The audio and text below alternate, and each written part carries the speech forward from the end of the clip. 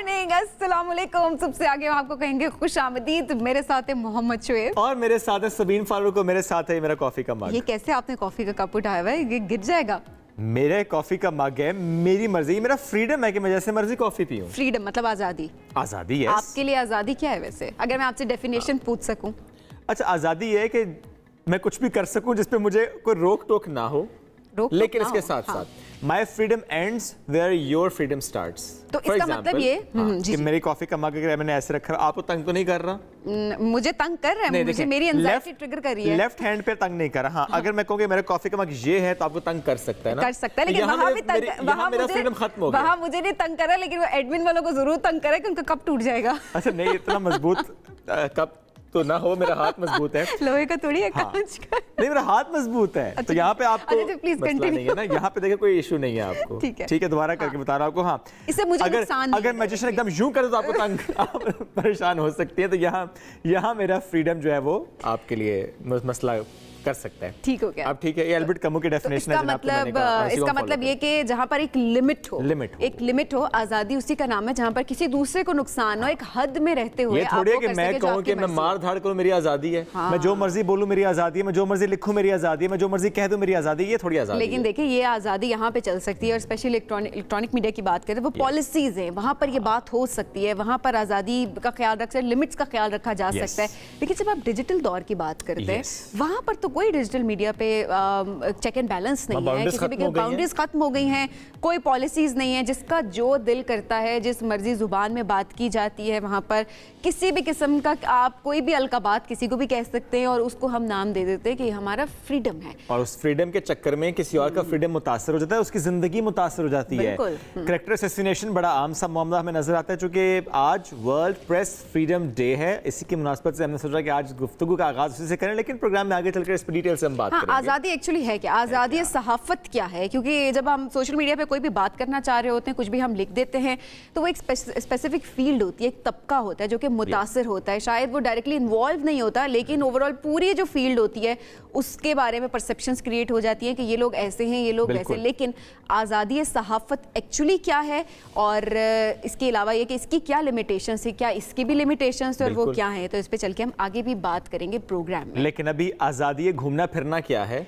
जहाँ बारिश हो जाए वहाँ घूमना फिरना बंद हो जाता है। तो ये लिमिट हो गई। तो लोग अभी कुछ प्लान कर रहे होंगे जाने का, तो हम बता देते हैं कि आज उन्होंने कहाँ जाना है और कहाँ पे नहीं जाना। कहाँ के लोग हैं जो कि बात करना चाहेंगे मौसम की। तो सबसे पहले जनाब इस्लामाबाद के मौसम का आपको बताता चले कि इस्लामाबाद में कम से कम दर्जा हरारत जो है वो 18 है, और ज़्यादा दर्जा हरारत 27 है, और यहाँ पर बादल छाए हुए हैं, और स्टूडियो में भी आज हमें ठंड लग रही थी। तो इस्लामाबाद का मौसम बहुत अच्छा है, यहाँ पर AC वाले हालात अभी तक नहीं है। इनफैक्ट रात में अभी तक शुक्र अल्लाह का पंखे भी बंद है, क्योंकि बिजली वैसे भी महंगी हो गई है। लाहौर की बात करते हैं, लाहौर में कम से कम 20 डिग्री सेंटीग्रेड है, और ज़्यादा से ज़्यादा जो है जनाब 30 डिग्री सेंटीग्रेड है। वहाँ पर भी बादल छाए हुए हैं, और लाहौर वाले हमें बता दें कि क्या बादल पंखे के बगैर वाले हैं या पंखे के साथ वाले हैं। कराची की बात करते हैं जी, कराची में कम से कम 25 डिग्री सेंटीग्रेड है, और ज़्यादा से ज़्यादा 34 डिग्री सेंटीग्रेड है, वहाँ पर भी बादल छाए हुए हैं। जनाब पेशावर की बात करेंगे, पेशावर में कम से कम 19 डिग्री सेंटीग्रेड है, और ज़्यादा से ज़्यादा 29 डिग्री सेंटीग्रेड है।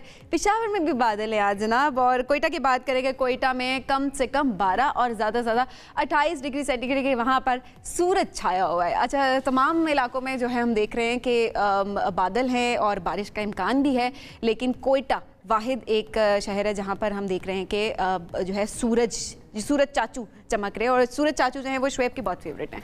ऐसे ही आपकी, अच्छा वैसे आपकी बादलों से ज़्यादा दोस्ती है या आपकी सूरज से ज़्यादा दोस्ती है? अब प्लीज़ ये मत कह दीजिए कि चांद से ज़्यादा दोस्ती है, मैं मौसम के हवाले से पूछ रही हूँ। सर्दियाँ हो तो सूरज से दोस्ती है, गर्मियाँ हो तो बादल से दोस्ती है। सही। मेरे दोस्तों के भी मौसम है। अच्छा बदल जाता है? देखिए ऐसा ही होता है। कितने दोस्त आपके आज तक बदले जिनसे कोई गिला हो, कोई एक लाइन उनको कहना चाहेंगे आप? नहीं, दोस्त वैसे मेरे जितने हैं पक्के, वो थे वाले अभी तक हैं। I am not at all lonely from day 1 से लेके अभी तक। I am not lonely. लेकिन एक शख्स बहुत था, अच्छी बात है। एक शख्स था, बड़ा तन्हा था, बड़ा परेशान था, बड़ा उदास था, दोस्त चाहिए था, साथी चाहिए था। नाम पता क्या था? नाम क्या था? शबीर नाम था। अभी भी अकेला है? नहीं, आप कहाँ अकेला?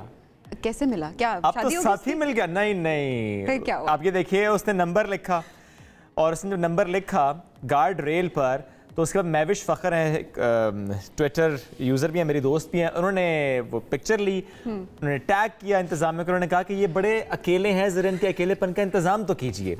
उसके बाद एक्शन लिया गया और फिर वो तन्हाई खत्म, इनकी तन्हाई खत्म करने में महविश का बड़ा किरदार है। महविश ने कहा ये भाईजान अकेले नहीं रहेंगे, हम इनकी तन्हाई का कोई बंदोबस्त करते हैं। अच्छा, उन्होंने पिक्चर लेके ट्विटर पे शेयर कर, बिल्कुल ट्विटर पे शेयर की और मेंबर माहौलियात सीडीए के दफ्तर के अकाउंट से ये जवाब आया कि ये तो इजाज़त किसी को नहीं मिल सकती कि आप माहौलियात को ख़राब करें, आप हमारी खूबसूरती को मुतासर करें। हाँ, ग्राफिटी आर्ट करना होता आप ज़रूर करते, कोई आपने फ़न पारा तख्लीक करना तो ज़रूर करते। ये क्या बात हुई, आप नाम लिख रहे हैं और नंबर लिख रहे हैं, तो फिर अगर आप साथी चाहिए आपको तो फिर गिरफ्तार करके आपको साथी दे देते हैं। फिर गिरफ्तार किया गया और साथी उनको मिल गया। तो कोई भी ऐसा तन्हा शख्स, क्योंकि ऐसा एक नहीं है ना, बहुत से लोग हैं, सारे लोग हैं, नॉर्दर्न एरियाज जाते हैं, तन्हाई का पूरा जो है वो वहाँ पे इज़हार करते हैं। अगर 5 दोस्त होते हैं ना तो पांचों अपना नाम तन्हा होते हैं, पांचों अपना नाम जो है ना वो लिख के आएंगे वहाँ पे, और वहाँ की जो भी जगह होती है अपना नंबर भी साथ, नंबर तो अक्सर औकात वैसे गलत भी लिखे हुए थे उन्होंने, कोई किसी ने दूसरे दोस्त का या किसी और दोस्त का भी जो है वो लिखा हुआ होता है। ऐसा एक दफ़ा ना किसी ने लिखा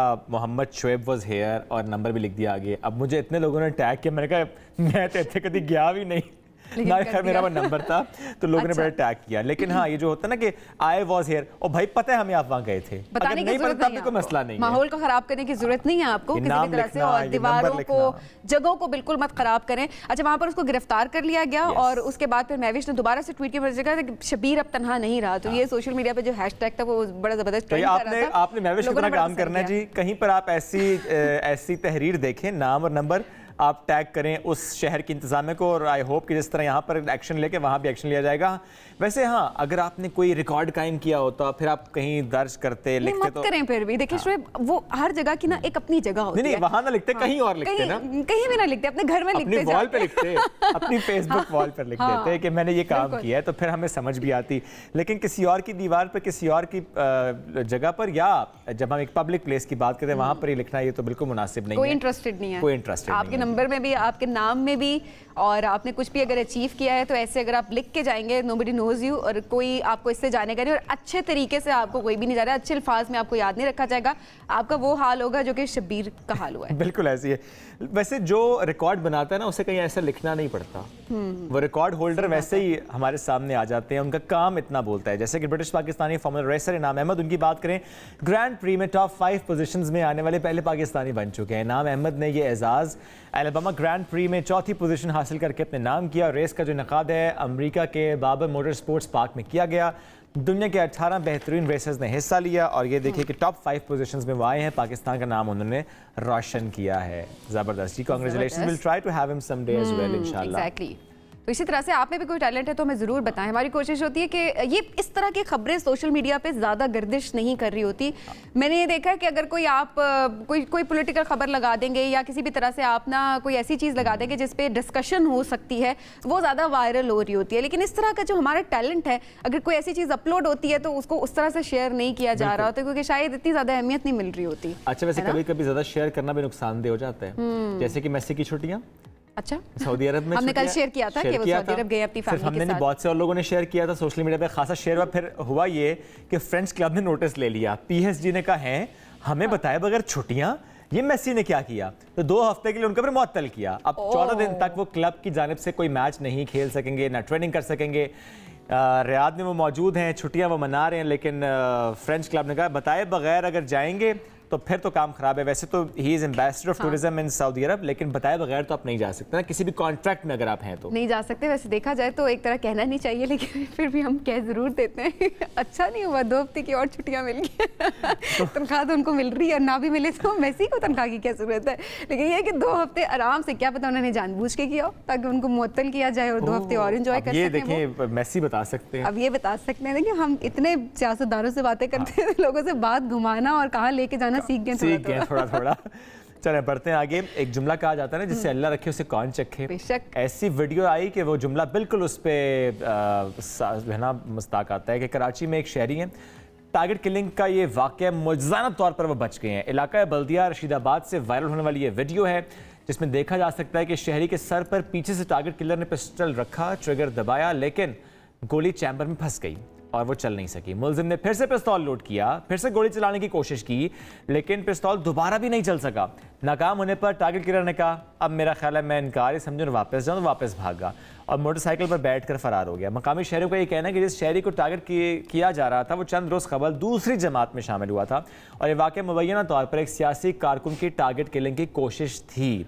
ये तो बच गए, लेकिन इस पर तहकीकात भी होनी चाहिए और इसके साथ साथ एक्शन जरूर होना चाहिए। देखें ये अदम बर्दाश्त ना, ये देखें, ये हम बात कर रहे हैं कि आप पॉलिटिक्स की बात तो जरूर कर रहे होते हैं, यहाँ पर हम मुल्की हालात की तो बात कर रहे हैं, लेकिन लोग इस हद तक सीरियस हो जाते हैं।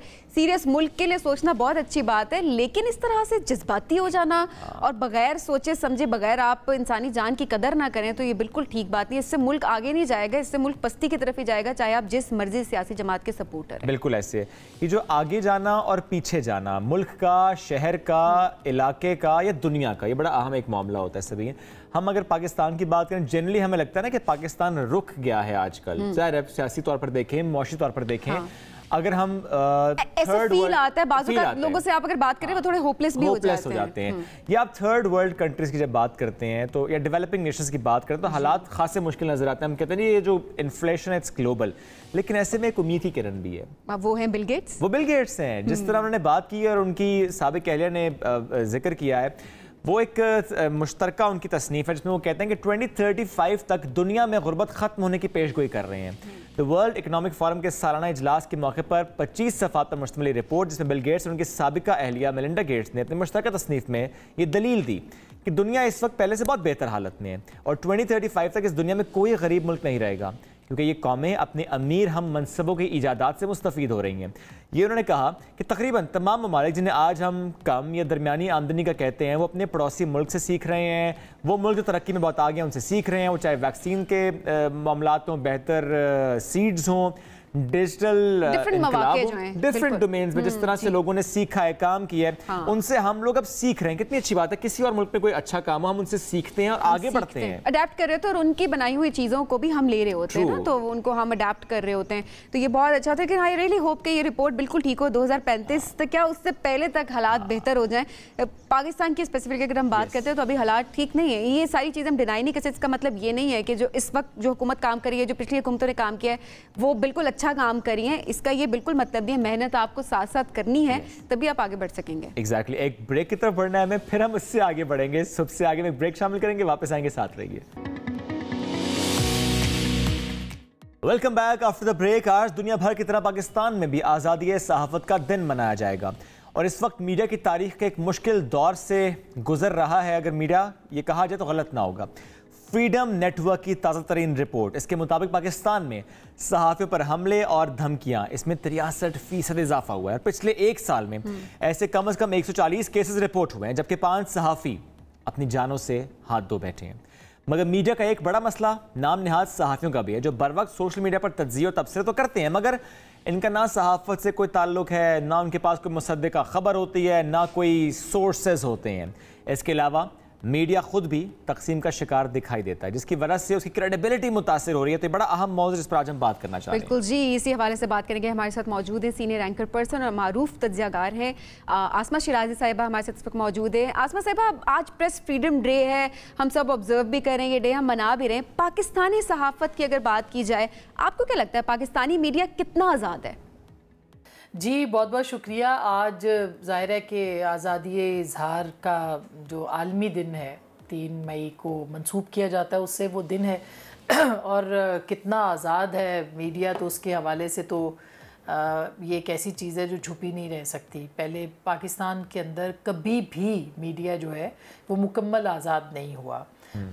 अगर मीडिया की बात की जाए, हाँ, अगर आप देखिए कि जिस तरह के माहौल में इस वक्त का मीडिया, सोशल मीडिया और इसका जो सिनेरियो है वो एक वसी हो गया है, या एक जो सियासी इसका जो एक सहाफ़ती उफ़ुक़ है वो एक वसी हो गया है, तो उस एतबार से तो आज़ादी की कोई हद यहाँ पर मुकर्रर नहीं है।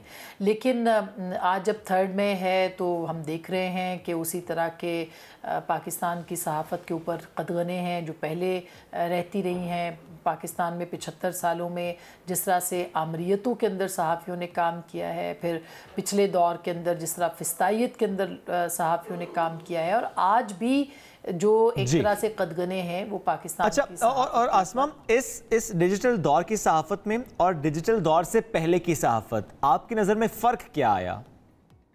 सहाफ़ियों के ऊपर जो दबाव है उसमें बहुत सारे और एलिमेंट्स भी जो है वो अब इसके अंदर शामिल हो गए।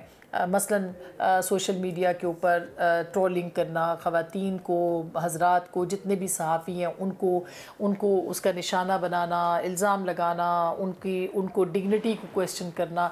तो ये एक नई तरीके का जो एक जिसे कहना चाहिए दबाव सहाफ़ियों के ऊपर वो है। और 20 साल में हमने मुख्तलिफ़ सिनेरियोज़ देखे हैं। उन सिनेरियोज़ के अंदर अब ये भी हुआ है, मसलन मैं ख़ुद भी पिछले 4 साल के अंदर जो है वो मेरे घर पे 2 दफ़ा जो है वो लोगों ने दाखिल होने की कोशिश की। इसी तरह से गद्दारी का पर्चा भी हुआ या गद्दारी की जो दरख्वास्त है वो भी गई। और फिर जो ट्रोलिंग है वो तो आपके सामने ही है कि जिस तरह से होती है और आपको इल्ज़ामात लगते हैं। तो ये एक नई तरह का एक फिनोमेना है कि सहाफ़ियों को किस तरह से आपने थ्रेट करना है, उनको अंडर प्रेशर। ये आपकी बात बिल्कुल ठीक है अपनी जगह पे, लेकिन आसमा साहब अगर देखा जाए पूरी दुनिया में सहाफ़त का दौर बदला है, एक ट्रेंड बदला है, इसका अंदाज बदला है। सहाफ़त में कहते हैं ना कि पाबंदियों की बात होती है बहुत ज़्यादा, लेकिन पाबंदियाँ देखे जाए तो अमेरिका में भी और बहुत सारे और भी तरक्की याफ्ता ममालिक में भी अगर हम देखें तो वहाँ पर भी पाबंदियाँ होती हैं। फिर ये क्यों कहा जाता है कि पाकिस्तान में सहाफ़त पर पाबंदियाँ हैं, उतनी आज़ादी नहीं है जितनी की होनी चाहिए? क्या हम बहुत ज़्यादा आज़ादी एक्सपेक्ट कर रहे हैं? देखिए, मेरा नहीं ख्याल कि पाकिस्तान का मुकाबला या साउथ एशिया, इवन पाकिस्तान में ये ज़रूर कहूँगी कि पाकिस्तान के सहाफ़ी जो हैं उन्होंने अपनी आज़ादी की जो जद्दोजहद की है उसकी मिसाल दुनिया में नहीं मिलती है। वेस्ट में तो उनके कवानीन ऐसे हैं, उनके एक्सेस टू इंफॉर्मेशन के हवाले से, मालूमात तक, इत्तलात तक जो रसाई है उसके हवाले से उनके पास तो कवानीन मौजूद हैं। लेकिन पाकिस्तान के सहाफ़ी जो है वो तहकीकाती सहाफ़त के अंदर अपना एक नाम जो है वो रखते हैं। हाँ, अलबत्ता आज़ादी की कोई हद होती है और ये किसी कानून या लेजिस्लेशन के उसमें नहीं आती। ये जो सहाफ़ती इदारे हैं, जो प्रोफेशनल जर्नलिस्ट है, उसके अपने तरीक़ाकार, उसके काम के ऊपर उसका अपना इदारा, उसके अपने एडिटोरियल बोर्ड्स जो हैं वो चेक रख सकते हैं। यानी एक एडिटर का जो इंस्टीट्यूशन है वो इसी काम के लिए कि वो देखता है कि किस तरह से स्टोरी जो है वो किसी एजेंडे का हिस्सा तो नहीं है, वो किसी बातचीत का हिस्सा तो नहीं है, वो किसी तरीके से फ्रीडम को एक्सप्लॉइट करने, यानी एक आज़ादी की भी एक हद है, उस हद को क्रॉस करने की बात तो नहीं है, किसी पे बहतान तो नहीं है, किसी के ऊपर गलत स्टोरी तो नहीं है, किसी पे इल्ज़ामात तो नहीं है। तो ये सब चीज़ें जो है वो एडिटर जो है वो उसको वो यकीनी बनाते हैं। मगर अनफॉर्चुनेटली हमारे यहाँ जो एडिटर का इदारा है उसको जिस तरह से ख़त्म किया गया, जिस तरह से मालिकान ने हुकूक अपने हाथ में रखे, अपने तमाम इख्तियारात अपने हाथ में रखे, न्यूज़ रूम तक वो इख्तियारात उनसे न्यूज़ रूम से छीने, तो उसके बाद से ये सारे जो मसाइल हैं वो पैदा हुए हैं। हाँ, अलबत्ता पाकिस्तान के अंदर अब ये एक लाइन जो है वो ख़ुद ब खुद खिंच रही है कि सहाफ़ी कौन है और सहाफ़ती लबादे के अंदर जो मुख्तलिफ़ लोग हैं वो कौन है। तो मेरा ख्याल है कि ये एक बारीक सी जो लाइन है ये वक्त के साथ साथ लोगों को खुद ही पता चल जाती है, इसका फ़ैसला कोई नहीं कर सकता। अलबत्ता दूसरे की नाक शुरू होने से पहले हमारी आज़ादी ख़त्म हो जाती है। ये सहाफ़ियों को बताना ज़रूरी होता है और सहाफ़ियों को पता भी होता है, जो प्रोफेशनल जर्नलिस्ट होता है उसको पता होता है। हाँ, जो एक्टिविस्ट होते हैं, जो कारकुन हैं मुख्तलिफ लोगों के, वो इस बात को नहीं समझते। लेकिन आज़ादी की बहरहाल एक हद है जो कि हमने खुद ही, ये जो आपने हद की बात की ना आसमा साहिबा, ये हद ज़रा मालूम सबको है लेकिन उस हद में कोई है भी तो नहीं ना। तकसीम नज़र आती है, टिल्ट नज़र आता है। ये जो सहाफ़ी हमें तकसीम दिखाई देते हैं, इस रुझान की वजह आपकी नज़र में क्या है? देखिए, सहाफ़ी हैं वो नज़रिए की बुनियाद पर तकसीम हो सकते हैं। अच्छा। मसलन नज़रिया पाकिस्तान का आइन है, पाकिस्तान की जमहूरियत है, पाकिस्तान का पार्लिमानी निज़ाम है, पाकिस्तान की पार्लियामेंट है। ये एक डिफाइंड लाइंस हैं जो कि बाबाए कौम ने सहाफ़ियों के लिए उनके मुतय्यन कर दी, तकारीर में हमें देखने को मिलती हैं। तो पाकिस्तान के जो भी सहाफ़ी हैं वो नज़रियाती सरहदों के मुहाफ़िज़ हैं और नज़रियात जो हैं वो आइन से वाबस्ता होते हैं। उससे बालातर जो अगर कोई किसी सियासी जमात या किसी और के लिए कोई बात करता है तो ज़ाहिर है कि उसके अंदर जो है वो वो सहाफ़ी नहीं है, वो तो कोई और काम कर रहा है।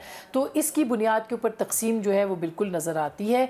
ये पोलराइजेशन है, ये उसी तरह की पोलराइजेशन है जो कि हमें अदलिया में नज़र आती है, जो हमें सियासी जमातों में नज़र आती है, जो हमें जो है वो मुख्तलिफ़ जगहों के ऊपर और ख़ास करके अब तो इस्टेब्लिशमेंट में भी कह सकते हैं, वहाँ पे भी नज़र आती है।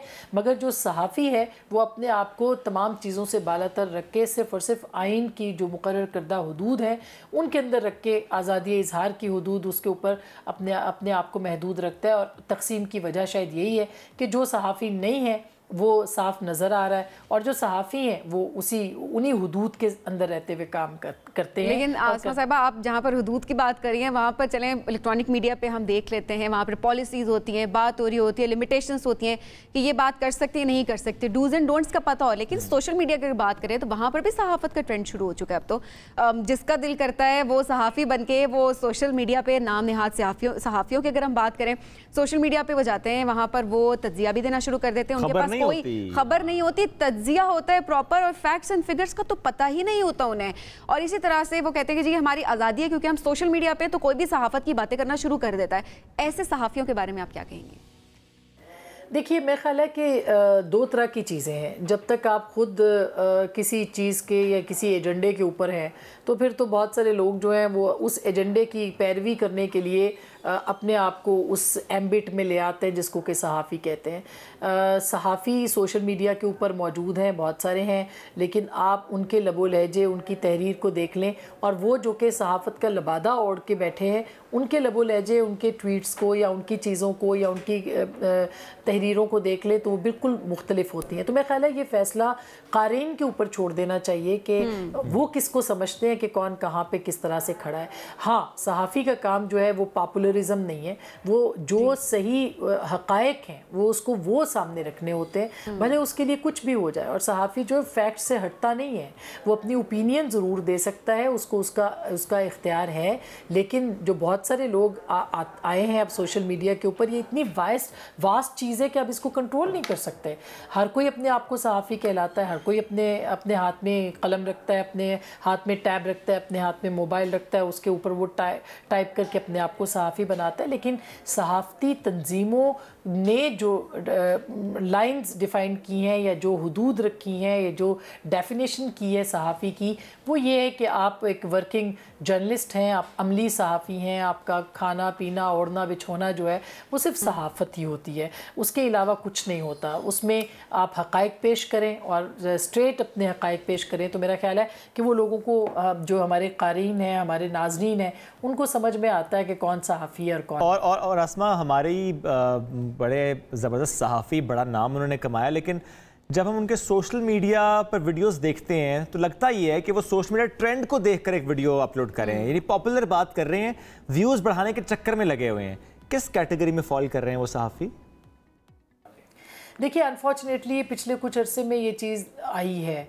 पॉपुलर जर्नलिस्ट, पॉपुलर सियासत तो हमने देखी थी, ये पॉपुलर फ़ैसलों की भी बात होती रही पाकिस्तान के अंदर, लेकिन पॉपुलर जर्नलिज़म हमने पहली बार देखी है।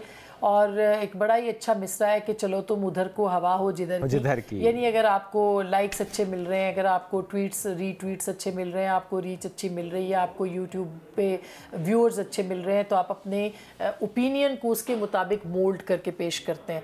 जो सहाफ़ी होता है वो ओपिनियन को फॉलो नहीं करता, वो ओपिनियन मेकिंग करता है, और ओपिनियन मेकिंग के लिए वो हक़ाइक़ से नहीं हटता, वो गलत ख़बरें नहीं देता, वो प्रोपेगेंडा नहीं बनता, वो किसी सहाफ़ी, किसी सियासी जमात की जो प्रमोशन है वो नहीं करता, वो सिर्फ हक़ाइक़ को पेश करता है। वो आइन के एम्बिट में रहता है, वो आज़ादी इज़हार के एम्बिट में रहता है, वो इंसानी हुकूक के सरबुलंदी के एम्बिट में रहता है, वो पाकिस्तान की जमहूरियत के एम्बिट में रहता है। तो मेरा ख्याल है कि ये वो सारी लाइंस हैं, ये सारी वो हुदूद हैं, ये सारी वो बॉर्डर लाइंस हैं जो कि पाकिस्तान की सहाफ़त के अंदर हमेशा से फॉलो की जाती रही हैं। इससे बाहर जो कोई भी है वो एक वो कोई और तो हो सकता है। एग्जैक्टली इन चीज़ों का ख्याल रखना बहुत ज़रूरी है। ज़रा सियासी माहौल की भी बात करते हैं, आपको क्या लगता है सियासी माहौल बेहतर होता किसी तरह नज़र आ रहा है आपको? क्या चीज़ें बेहतरी की तरफ जाएंगी? देखिए, जो सियासी माहौल है वो अगर सियासतदानों ने ठीक करना है तो सियासतदानों को ही वो ठीक करना पड़ेगा। इसके अंदर कोई भी, वो भले वो इस्टेब्लिशमेंट हो, भले वो अदलिया हो, वो इस माहौल को बेहतर नहीं कर सकते। ये जो सियासी माहौल है, हमने माजी में भी देखा है बहुत सा, इससे ज़्यादा बेटर सियासी माहौल हमने देखे हैं, लेकिन फिर फाइनली लोगों को टेबल पे ही आके बात करते हुए देखा है और मुज़ाकरात के ज़रिए से ही बातों को, मामलात को हल होते देखा है। मसलन एक ज़माने में पाकिस्तान पीपल्स पार्टी और PMLN जो थे वो एक दूसरे के साथ बिल्कुल उनकी दुश्मनी की सतह तक जो है वो एक तरह से उनके नज़रियाती इख्तलाफात थे, मगर फिर वो आपस में बैठे भी और फिर पार्लियामेंट के अंदर भी, पार्लियामेंट से बाहर भी साथ हुकूमत भी बनाई, फिर मिसाक जमहूरियत भी बने। तो मेरा ख्याल है कि ये सियासी माहौल अगर सिर्फ सियासतदानों को इसको डील करने की कोशिश दी जाए, मेरा मतलब इससे ये भी है कि तीसरी कोई भी कुव्वत, भले वो सियासी लबादे के अंदर मौजूद हो और सियासी ना हो, क्योंकि सियासी होने के लिए भी आपका एक पॉइंट ऑफ व्यू, एक नज़रिया होना ज़रूरी है। जो हरदर्मी, ज़िद और अना है, ये सियासतदानों के अंदर नहीं होनी चाहिए, और अगर है तो उनको सियासतदान नहीं मानना चाहिए, और अगर सियासतदान है तो वो मुज़ाकरात के दरवाज़े बंद भी नहीं करते और एक इम्पॉसिबल चीज़ को, यानी नामुमकिनात को मुमकिनात में बदलने का फ़न भी जानते हैं। तो मैं तो बड़ी ऑप्टिमिस्ट हूँ कि पॉलिटिकल लोग अगर मिल बैठेंगे तो वो यकीनी तौर पर कोई ना कोई हल निकाल सकते हैं, लेकिन अगर पॉलिटिकल लोग अब पॉलिटिकल लबादा पहन के बैठेंगे तो फिर मामलात हल नहीं हो सकते, और अगर हरदर्मी करेंगे तो फिर भी मामलात हल नहीं हो सकते। अच्छा, और आसमा एक मामला और भी, चूँकि ज़ाहिर है आप सियासी माहौल का हम जिक्र कर रहे हैं, अब आप मुख्तलिफ इंटरव्यूज़ भी करती हैं, थोड़ा सा पल्स भी समझ आ जाती है। एक आवाज़ हमें नज़र आती है जी कि फ़ैसला सुप्रीम कोर्ट में होगा, फिर एक आवाज़ आती है कि फ़ैसला सड़कों पर होगा, फिर एक आवाज़ आती है कि फ़ैसला मेज़ पर होगा। आप खुद भी खैर बात करें कि मेज़ पर ही होना चाहिए। आपकी राय में, आपके ख्याल में, आपकी कैलकुलेशन में इलेक्शन किस महीने में हो सकता है?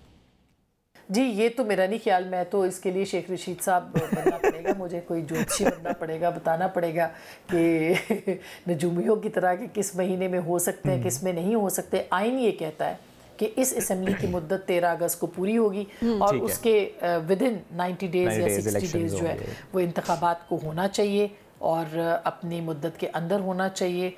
ये एक रिक्वायरमेंट है, तो उम्मीद की जा सकती है कि अपने वक्त के ऊपर चले दोबारा से एक और सवाल, नजूमी तो ना बने लेकिन चलें अपने एक्सपीरियंस की बेस पे बता दें, आपको क्या लगता है क्या इलेक्शन में इमरान खान के दोबारा वज़ीर आज़म बनने के चांसेस हैं? अगर हो जाते हैं तो इलेक्शंस अभी अगेन ये वही बात है कि कोई मतलब तोता फाल निकाल के कहें कि वो उनके चांसेस इतने हैं या इतने नहीं है।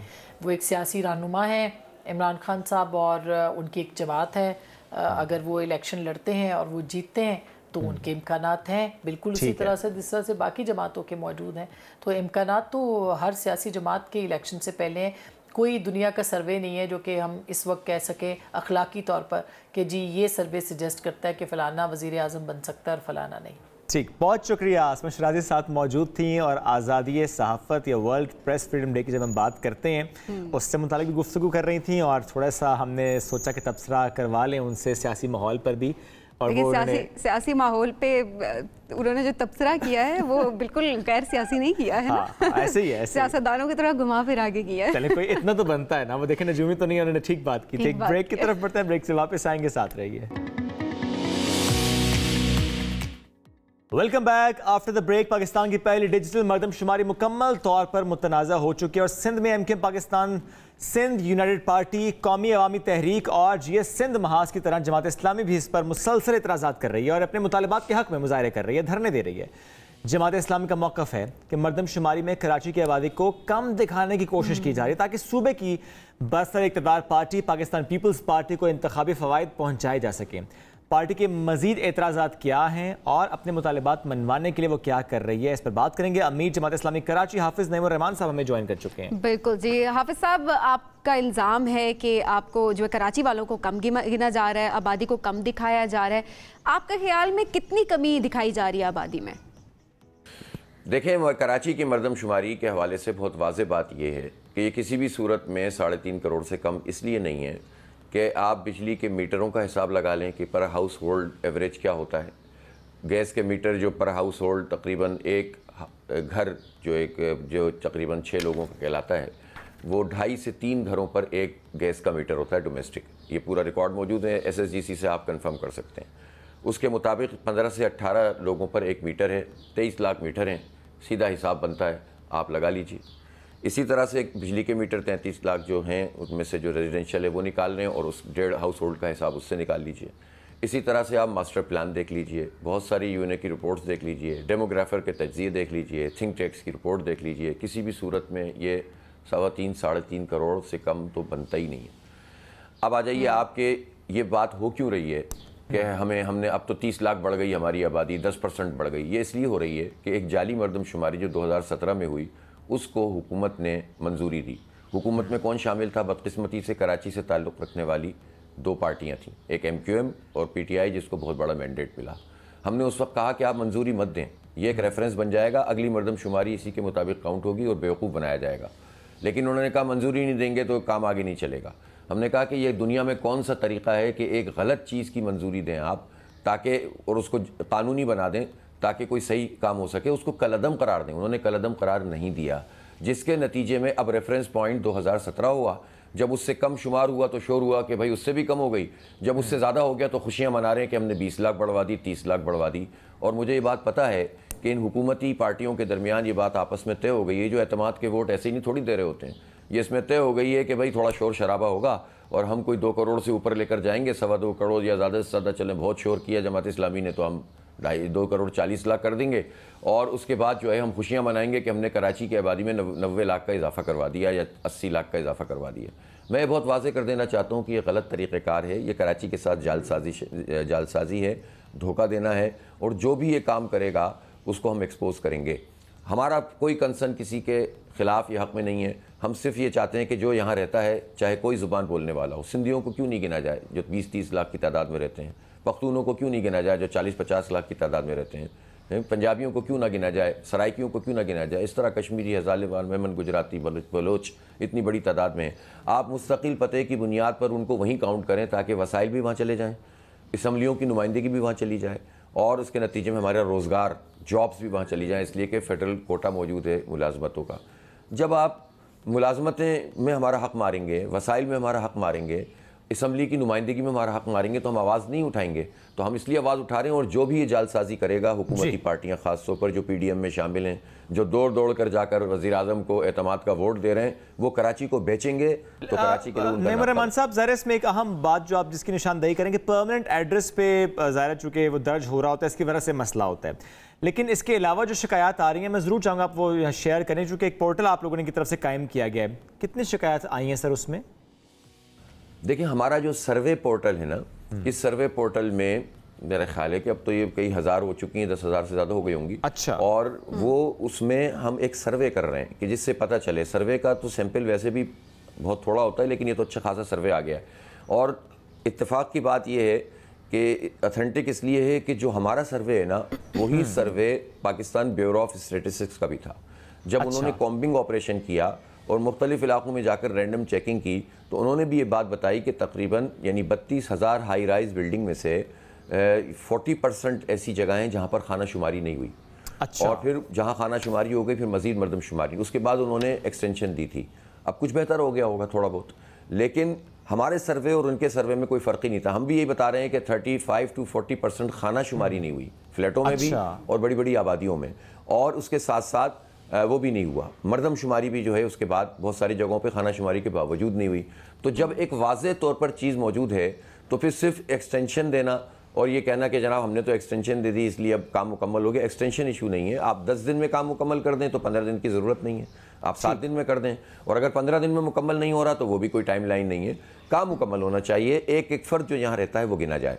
और फिर इसी दौरान हम ये देखते हैं कि जानबूझ कर, चूँकि ये सिंध हुकूमत इसमें शामिल होती है, फेडरल लेजिस्लेटिव लिस्ट 2 में है, तो चूँकि अमला हुकूमत प्रोवाइड करती है जो एजुकेशन का होता है, हेल्थ का होता है वगैरह वगैरह, और DCs और ACs इस काम को करते हैं। तो आपको पता है हाईली इन्फ्लुएंस्ड हैं ये लोग पीपल्स पार्टी से। और पीपल्स पार्टी ये चाहती है कि इंटीरियर सिंध की और कराची की आबादी के रेशो इस तरह से रहे कि उनकी सीटें ज़्यादा इंटीरियर से हों। जब सीटें वहाँ से, और इंटीरियर से सीधों में कोई इंटीरियर की मोहब्बत थोड़ी है। बात यह है कि अगर आप वहाँ से जालसाजी करके वहाँ की आबादी ज़्यादा शो करेंगे तो उसका वहाँ के मकामी लोगों को क्या बेनिफिट है, सिवाय इसके कि पीपल्स पार्टी के वडेरों की हुकूमत बन जाए। जो डेवलपमेंट 15 साल से लगातार हुकूमत में है वो आप देख लें इंटीरियर में जाकर वहाँ क्या हाल हुआ है। इसलिए मसला डेवलपमेंट का नहीं है, सिंधी महाजिर का नहीं है, मसला ये है कि लाड़काना का भी मैं चाहता हूँ कि कोई एक आदमी भी ऐसा ना हो कि जो ना गिना जाए। लेकिन मैं ये नहीं चाहता कि कोई 10 लोग ऐसे हों कि जो ज़्यादा गिने जाएं। कराची में भी मैं एक आदमी भी ज़्यादा नहीं गिनना चाहता, लेकिन एक आदमी भी कम नहीं गिनने देना चाहता। बस ये मेरा मुतालबा है, ये जमात इस्लामी का मुतालबा है, ये कराची के आवाम का मुतालबा है। इस मुतालबे पे रहेंगे तो हम ताउन करेंगे और अभी भी ताउन कर रहे हैं। ये जो 15 दिन की एक्सटेंशन है, इससे जमात इस्लामी के वर्कर्स लोगों से राब्ता कर रहे हैं। ये जो मुतालबे की आपने हाफिज साहब बात की, इस मुतालबे के लिए क्या कहते हैं आपके, नए सिरे से मरदमशुमारी हो या कि एतराज़ात दूर किए जाएं? नहीं देखें, एतराज़ात अगर जेन्युइन है, मैं अगर बात कर रहा हूँ, आप मुझे साबित करें कि गलत कर रहा हूँ तो बस ठीक है, मेरा एतराज़ हवाई हो जाएगा। आप कहेंगे यार ये तो ज़बरदस्ती का एतराज़ कर रहे हैं। अगर कोई कौम परस या कोई और पार्टी या MQM जो भी एतराज़ कर रही है, अगर उसकी कोई बेस है, उस बेस को सामने रखें, जेन्युइन तरीके से देखें और उस एतराज़ को रफ़ा करें। लेकिन सिर्फ ये कह देने से तो मसला हल नहीं होता कि एतराज़ है। दूसरी बात यह है कि इस पर लिसानी सियासत नहीं होनी चाहिए। हम लिसानी सियासत नहीं करते, हम तो कहते हैं तमाम सिंधी बलोचों को जो कराची में रहते हैं गिना जाए। इसमें क्या लिसानी सियासत है? तमाम पख्तूनों को गिना जाए। लेकिन हम ये भी कहते हैं कि किसी को ज़्यादा ना गिना जाए और किसी को कम ना गिना जाए, चाहे वो कराची हो, चाहे लड़काना हो या जगबाबाद हो। हमारी बात बहुत सिंपल है, लेकिन इसको लिसानी रंग देके ये एक प्रेशर ग्रुप बनाते हैं ताकि कराची की काउंटिंग के हवाले से जो एक्सटेंशन हुई है इस पर प्रेशर बनाएं। भाई ये प्रेशर गेम से तो नहीं होगा ना मसला हल। जो जहाँ है वो गिने और उसके मुताबिक सीटों की एलोकेशन करें और उसके मुताबिक जो है वो आप वसाइल को तकसीम करें। और भाई सिंध में तो हाल ये है ना कि NSC अवार्ड में तो सिंध को हिस्सा मिलता है, लेकिन PFC अवार्ड तो नहीं करते ना। ये बल्दियात को तो पैसे नहीं देते। और वो बल्दियात सिर्फ कराची तो नहीं है, बल्दियात तो लड़काना भी है, जैकबाबाद भी है। आप बताएं, पिछले 1 साल से लटके हुए हैं कैंडिडेट जो मुंतखब हो चुके हैं, खुद पीपल्स पार्टी के लोग, लेकिन वो ओथ नहीं ले रहे, वो काम नहीं कर पा रहे, इसलिए कि माइंड सेट यही है कि नीचे की सतह पर इख्तियार को मुंतकिल नहीं करना। तो हमारा एतराज़ पूरे सिंध के लिए है। जहाँ जहाँ पर एतराज़ है, जेन्युइन है, उसको रफ़ा कीजिए, जो इनजेन्युइन है उसको छोड़ दीजिए। तो कराची का मैंने जितनी आपको पैरामीटर्स बताएं, उसमें अगर कोई एक बात भी गलत है तो मुझे बता दीजिए। इसलिए हाँ, एक्सेस दीजिए आप। जो शुकूक व शुबात पैदा हो रहे हैं वो इसलिए हो रहे हैं कि आपने मुझे और आपको ये एक्सेस नहीं है कि मैं चेक कर सकूं कि मेरी गिनती हुई है कि नहीं हुई है। दूसरी बात यह कि स्टेक होल्डर पर मैं कहता हूं कौम परस्तों को भी उसमें बिठा दें, उसमें पॉलिटिकल पार्टीज को भी बिठा दें और डेटा सबके सामने शेयर करें कि ये इस ब्लॉक कोड का डेटा है, ये इस ब्लॉक कोड का डेटा है। और कोई भी फ़र्द, किसी भी फ़र्द से सवाल उस ब्लॉक कोड में फ़ोन करके पूछ ले आपकी मरदमशुमारी हुई है तो कितनी हुई है। डेटा जब स्टेक होल्डर के सामने आ जाएगा तो खुद ब खुद सवालात ये जो है ना एतराज़ात रफ़ा हो जाएंगे। आप पार्टियों को जिनका स्टेक है उन पार्टियों को जमा करें और उनके साथ डेटे को शेयर करें और एक्सेस दें, तो ये मसला ख़त्म हो जाए। एक्सेस अगर सिर्फ DCs और SCs के पास होगा और हुकूमत उसको अपने हिसाब से डील करेगी तो उस पर एतराज़ात पैदा होगा। हाफिज साहब, आप भी यहाँ पर बात कर रहे हैं और हमेशा हम देखते हैं कि मुख्तलिफ सियासी जमातें आगे बढ़ती हैं और आवाज़ उठाती हैं, मरदमशुमारी के हवाले से सवाल भी करती हैं, लेकिन फिर अचानक हम देखते हैं वो खामोश भी हो जाती हैं। आपकी नज़र में इस खामोशी की क्या वजह है? देखें, होता यह है कि ज़ाहिर मुल्क में बेशुमार इशूज़ होते हैं जिस पर किसी भी एक इशू को कंसंट्रेट करके लोग नहीं चल पाते, इसलिए ये मसला है। और ज़ाहिर है ये ज़्यादा जिम्मेदारी उन पार्टियों की होती है जिनके पास सीटें होती हैं, मैंडेट होता है और ये उनका काम होता है। वो हुकूमतों के जो चक्कर होते हैं, वजारतें मिलनी है, गवर्नरशिप मिलनी है और रिजीम चेंज में पार्टिसिपेट करना है, यहाँ हिस्सा डालना है। तो जब लोगों के ज़ाती मफादात लोगों के मफादात के ऊपर गालिब आ जाते हैं, लोग तो बर्बाद होते रहें और चंद लोग जो हैं वो उनकी वजारतें चलती रहें, जब ये मफादात गालिब हो जाते हैं तो फिर सौदेबाजी होती है। तो ये सौदेबाजी का जो अमल है वो अब रुक गया है इंशाअल्लाह ताला। इसलिए कि अब देखिए, अब जमात इस्लामी को लोगों ने भारी मैंडेट दिया है, बल्दियात में रास्ता रोका जा रहा है, लेकिन इंशाअल्लाह वो क्लियर भी होगा। अभी 11 ठीक है, आप कहते हैं कि पहले सौदेबाजी होती थी लेकिन अब सौदेबाजी का जो रास्ता है वो रुक चुका है। बहुत शुक्रिया। हाफिज नईमुर रहमान साहब साथ मौजूद थे, हमसे गुफ्तगू कर रहे थे। एक ब्रेक की तरफ बढ़ेंगे, ब्रेक से वापस आएंगे, साथ रहिए। वेलकम बैक जी। सुबह से आगे में आपको कहेंगे खुश आमदीद। आपको जरा कहीं की सैर करवाएं। अभी क्या बात है, सैर एक वीडियो दिखाते हैं, नहीं इस तरह से करते हैं कि आपको एक वीडियो दिखाती हूँ। ठीक है। आपको बहुत घूमने फिरने का शौक है ना, पाकिस्तान में भी, पाकिस्तान से बाहर भी, तो आपने गेस करना है कि ये वीडियो कहाँ की है। ठीक है, आपने जगह गेस करनी है। आइए जी वीडियो देखते हैं। पहले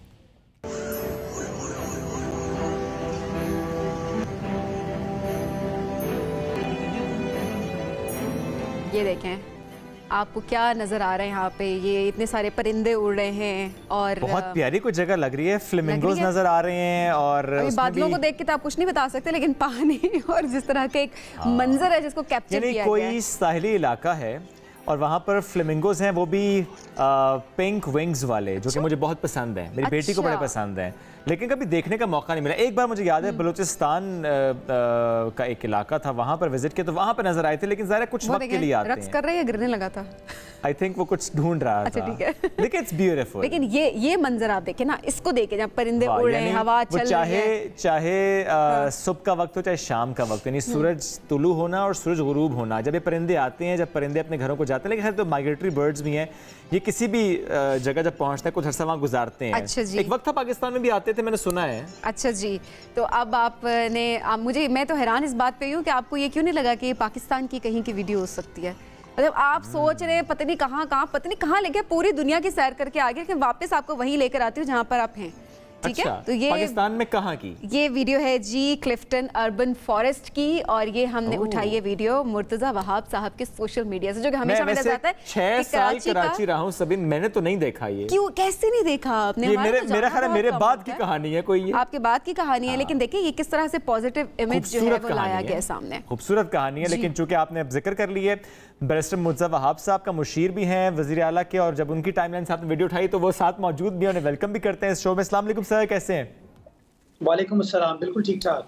मुर्तजा साहब, इतना प्यारा कराची नजर क्यों नहीं आता, ये दिखाई क्यों नहीं देता? आपकी टाइमलाइन से उठाना पड़ा, वहां से देखना पड़ा कि इतना प्यारा भी हो गया हमारा कराची। मैं समझता हूँ सोच की बात है, नजर की बात है। कराची में बहुत सारी ज़बरदस्त चीज़ें भी हैं, कुछ अनफॉर्चुनेट चीज़ें भी हैं, लेकिन बदकिस्मती के साथ ओवर द इयर्स मेरे ख्याल में हमने एज अ सोसाइटी सिर्फ नेगेटिव चीज़ों के ऊपर फोकस किया। जो हमारे मुल्क में, हमारे शहरों में जो पॉजिटिव काम हुए, अच्छे काम हुए, अनफॉर्चुनेटली हमने उनको उस तरीके से प्रोपोगेट करने की कोशिश नहीं की। तो आई एम वेरी ग्लैड कि आपने सोशल मीडिया टाइमलाइन से एक ऐसी चीज़ उठाई जो कि पॉजिटिव कराची को शो करती है, एक ऐसी चीज़ शो करती है जो कि तसव्वुर नहीं की जा सकती कि एनवायरनमेंट फ्रेंडली एक इकोसिस्टम डेवलप किया गया है कराची जैसे शहर के अंदर। और अब गालिबन कोई 45 मुख्तलिफ इकसाम की जो बर्ड्स हैं, आपने सिर्फ फ्लेमिंगो की बात की, ऐसे नाम हैं जो मुझे शायद याद करना बड़ा मुश्किल है। मैंने भी इसलिए ज्यादा नाम नहीं लिए कि नजर तो आ रहे थे, लेकिन नाम मुझे भी उनके पता नहीं थे। अब ज़ाहिर है वो नाम जो आप खुद कह रहे हैं कि आप भी अगर लें तो देखने पड़ेंगे, पहले लोगों को पता ही नहीं है। तो ये कराची वालों के आसपास जब ये परिंदे आए, उनका रिस्पांस कैसा था? जब फर्स्ट टाइम आपने ये देखा खुद जाके, आपका अपना रिस्पांस क्या था, क्या फील हुआ? ये मैं आपको थोड़ा इसका बैकग्राउंड बताऊं। ये क्लिफ्टन बीच पे वो जगह है जहां पर कचरा डंप किया जाता था। अच्छा। तो बिल्कुल ही एक बैरन पीस ऑफ लैंड था जहां पर कचरा नजर आता था, बल्कि कुछ जगहों पे तो कचरे के पहाड़ थे। तो हमने फैसला किया कि हम टीलू एक दरख्त है, सूबा सिंध का इंडिजिनस दरख्त है, हम उसकी प्लांटेशन करते हैं साहिल समंदर के पास, एक एक्सपेरिमेंट करते हैं। तो हमने ये सोच के उस जगह को क्लियर करना शुरू किया, और फिर हमने ना सिर्फ पीलू वहाँ प्लांट किया बल्कि मुख्तलिफ इकसाम के और जो हमारे रिवायती इंडिजिनस दरख्त हैं उनकी वहाँ पे प्लांटेशन की, कुछ सब्जी वगैरह वहाँ पर उगाई जो कि कामयाब होती गई। उसकी गवर्नमेंट ने भी फंडिंग की, कुछ प्राइवेट सेक्टर कंपनीज ने फंडिंग की। हमारे कुछ प्राइवेट सेक्टर के दोस्त हैं, मसूद लोहार साहब, उनका ये आइडिया था जब मेरे पास वो आए कि जी हम क्यों ना इस तरीके से एक अर्बन फॉरेस्ट साहिल समंदर पर स्टैब्लिश करें। तो अब माशाल्लाह तकरीबन कोई 40 एकड़ पर हमने दरख्तों की प्लांटेशन की, अप्रॉक्सीमेटली 100,000 पौधे यहाँ पर लगे हैं, और तकरीबन कोई 65 to 70% रेशो जो है वो कामयाबी का है कि दरख्त जो है वो सरवाइव कर गए। उसका अब नतीजा ये हुआ, चूंकि बिल्कुल समंदर के पास है, तो हमने जब बारिशें हुई तो समंदर का पानी वहां से जब ऊपर आया तो हमने एक लगून क्रिएट किया वहां पर। अच्छा। तो अब नतीजा ये हुआ कि दरख्त भी वहां पर आ गए और एक लेक टाइप मंजर है, तो वो पानी और दरख्तों से परिंदे अट्रैक्ट होते हैं और वो वहाँ पर आ रहे हैं, और माशाल्लाह मुख्तलिफ इकसाम के आ रहे हैं। बहुत खूबसूरती से आपने उसको कैप्चर भी किया है। और लेकिन जब आपने ये शेयर करना शुरू की वीडियोस, इस तरह से आपने पिक्चर्स लगाना शुरू की, उसके साथ इतने ज़बरदस्त आप कैप्शंस भी ऐड कर रहे होते, सोशल मीडिया पे यंगस्टर्स भी होते हैं और यकीनन जो है वो कराची के शहरी भी होंगे, क्या किसी ने ट्रेंड फॉलो करने की कोशिश की? आम शहरियों का क्या रिस्पॉन्स था? बहुत अच्छा रिस्पॉन्स है। मैं आपको बताऊँ, कराची शहर के अंदर इस वक्त कोई 4 या 5 हमने बड़े अर्बन फॉरेस्ट बनाए हैं। एक ये क्लिफ्टन की बात हो गई, दूसरा एक बहुत अच्छा अर्बन फॉरेस्ट जो KMC ने बनाया है किडनी हिल के ऊपर, वो तकरीबन कोई 62 एकर्स के ऊपर है और तकरीबन कोई 2 लाख पौधे वहां पर प्लांट किए गए हैं, जिसके अंदर सबसे बड़ी तादाद जो है वो नीम की है, गुलमोहर की है, बोगनविला की है। और अगेन वो भी बड़ी कामयाबी के साथ चल रहा है। It's a beautiful scenic view of Karachi. और अगर आप हफ्ते इतवार को वहां पर जाएंगे तो आप आम लोग फैमिलीज वहां पर पिकनिक करने के लिए आते हैं। इसी तरह शाह फैसल कॉलोनी के अंदर कोरंगी में हमने एक अर्बन फॉरेस्ट स्टैब्लिश किया, वहाँ तकरीबन कोई 15 से 20 हज़ार हमने दरख्त लगाए थे। और इसी तरह लियारी नदी के ऊपर भी हमने प्लांटेशन की है। तो ये सारे जो एक्सपेरिमेंट्स थे पिछले 2, 2.5, 3 सालों में बड़ी कामयाबी की तरफ अब आगे बढ़े। और मैं समझता हूँ इस तरह की और चीज़ों को रेप्लिकेट होने की ज़रूरत है। और मैं सिर्फ कराची की नहीं बल्कि मैं आपको बताऊंगा कि हैदराबाद में, लाड़काना में, सखर के अंदर भी इस तरह की प्लांटेशन की गई है। But I'd like to request you, कभी आप हमारे साथ थर पार्क कर चले, मैं आपको इस्लाम कोर्ट में दिखाऊंगा जहां पर 1 लाख पौधे हमने लगाए हैं, थर फाउंडेशन ने लगाए हैं। और वो भी साहब मैंने विजिट किया वो, बल्कि हम दोनों ने विजिट किया वो, और हमने इस पे एक पैकेज भी बनाया और वो पैकेज भी हमने सबको दिखाया। इवन हम खुद बहुत हैरान हुए क्योंकि ये इमेज तो है ही नहीं सिंध का, ये तो सामने नजर ही नहीं आ रहा। वाज वेरी ग्रीन, जो कि देख के वाकई बहुत अच्छा लगा।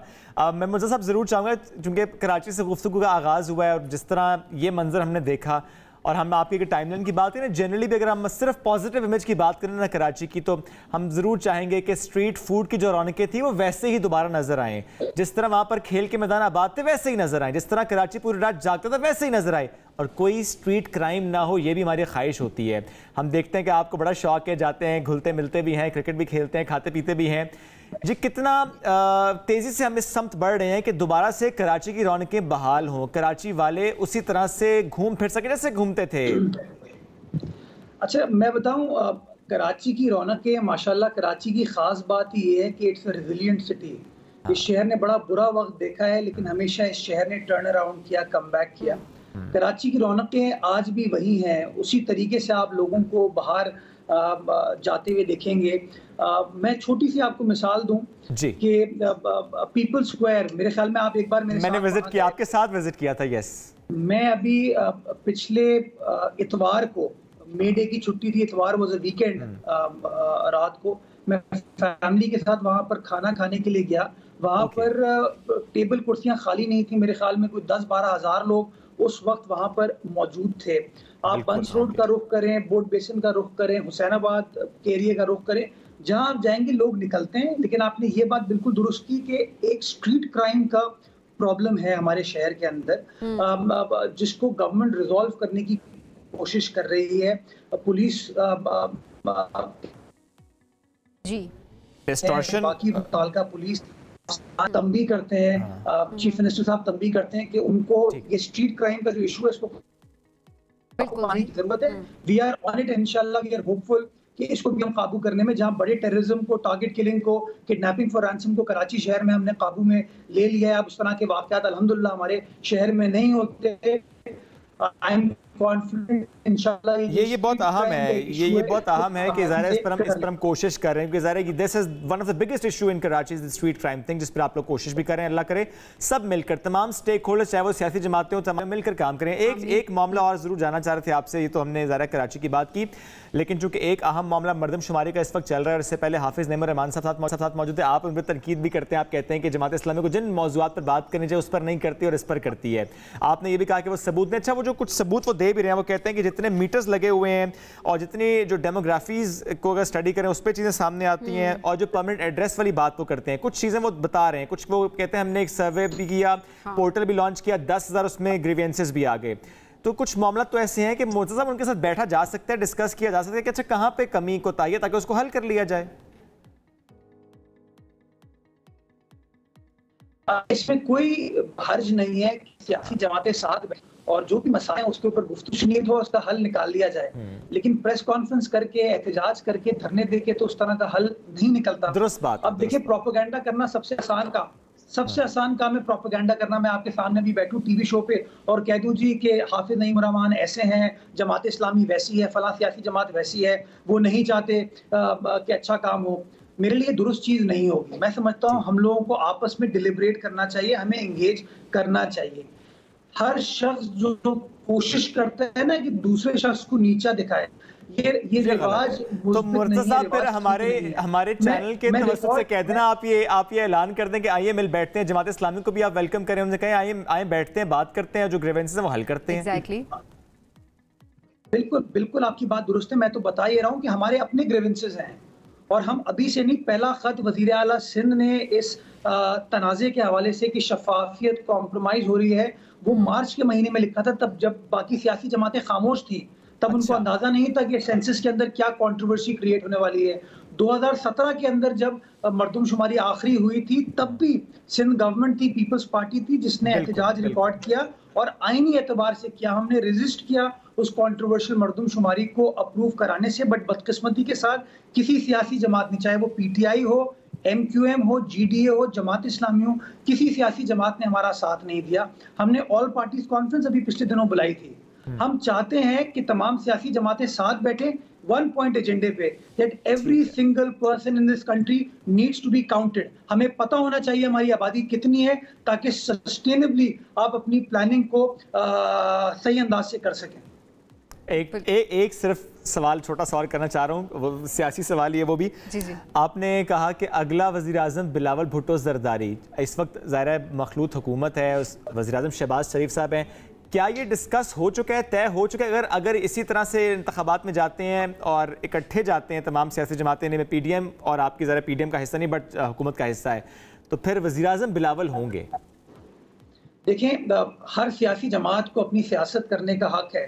अच्छा। PDM कोई इलेक्टोरल अलायंस नहीं है, इलेक्शन लड़ने का अलायंस नहीं है। हुकूमत के हवाले से एक अलायंस बना था, तो उसके तहत चूंकि सबसे ज्यादा सीटें नून लीग की थी, इसलिए मियां शहबाज शरीफ साहब चीफ मिनिस्टर बन गए।